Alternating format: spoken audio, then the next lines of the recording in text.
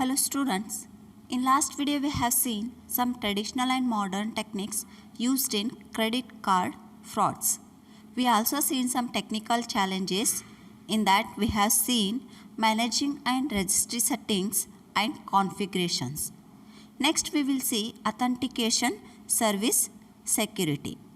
There are two components of security in mobile computing, that is security of devices and security of networks.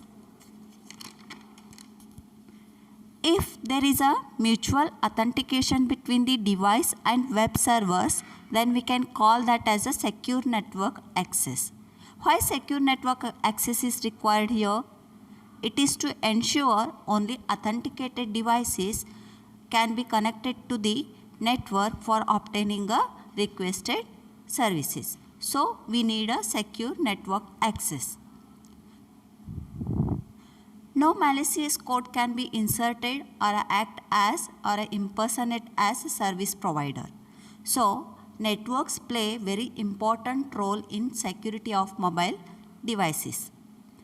There are three types of attacks on mobile devices.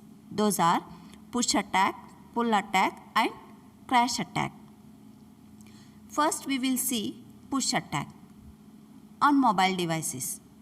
In these kind of attacks, attacker creates malicious code at mobile devices and he may spread it to affect other elements of networks, means software, hardware components and protocols. Push messages are used to trick users into accepting content that can include unwanted applications, system settings and even malware also. So, mobile security lets you to use a list of trusted senders to filter WAP push messages and prevent unwanted content from reaching mobile devices.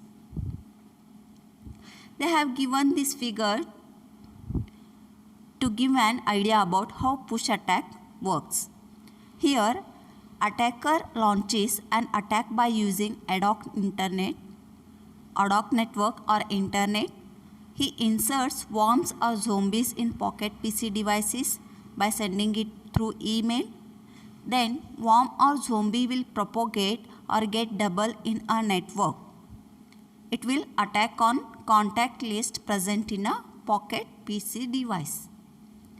The zombie or a worms also spread to the desktops or a PCs. It will attack on server also and they will flood the communication between desktop PC or a server and server. We can call this as a DDoS, that is distributed denial of service attack. Next is pull attack. In pull attack, the attacker controls a device as a source of data and this data is obtained by device itself. This figure shows the illustration of pull attack. Here, attacker installs row access point and row peers. These are the wireless access points and peers installed on a secure network without any authorization, and these are installed by a malicious attacker. In the figure, pocket PC device and there is a legitimate access point. Here, row access point automatically captures email and login. It records all the traffics including packets with passwords, but the legitimate access point is unaware of this.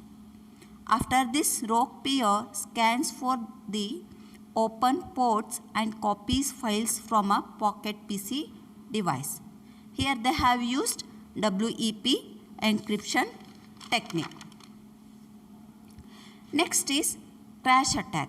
On mobile devices, we can call this as a flooding attacks.